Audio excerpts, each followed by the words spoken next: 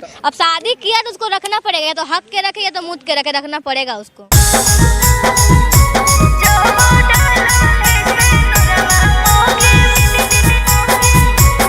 मेरा हस्बैंड शादी किया और भाग गया। हस्बैंड शादी किया और भाग गया।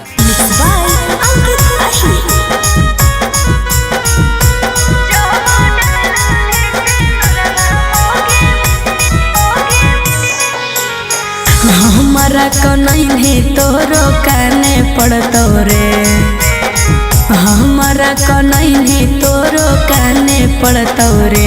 जब डाले से नुरवा मोगे माने पड़तो रे, जब डाले से नुरवा मोगे माने पड़तो रे। कह दी है बाबू से अपना वे पड़तो रे, कह दी है बाबू से अपना रे पड़तो रे। जब डाले से नुरवा मोगे माने पड़तो रे, जब डाले से नुरवा मोगे माने पड़तो रे। जब डाले से नुरवा मोगे माने पड़तो रे।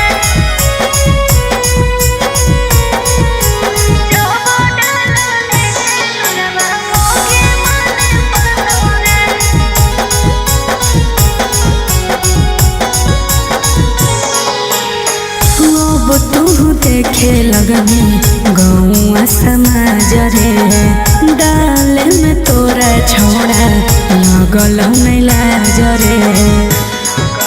बोल रे अब तू देखे लगनी गौआ समाज रे, डाले में तोरा छोड़ा लगल नहीं लाज रे।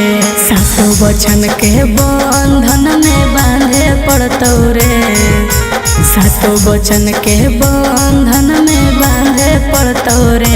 जो डाले से नुरवा मोगे माने पड़तो रे, जो डाले से नुरवा मोगे माने पड़तो रे।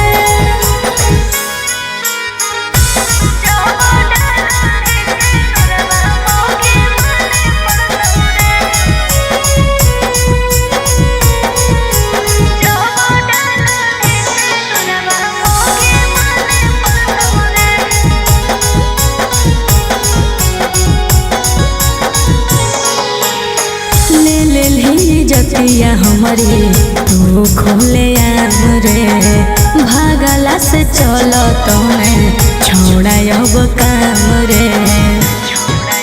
बुझली रे ले ली जतिया हमारी तू खोले आम रे, भागला से चल तोने छोड़ा अब काम रे। उठा लाली बाली नथिया किन के लाने पड़तो रे, उठा लाली बाली नथिया किन के लाने पड़तो रे।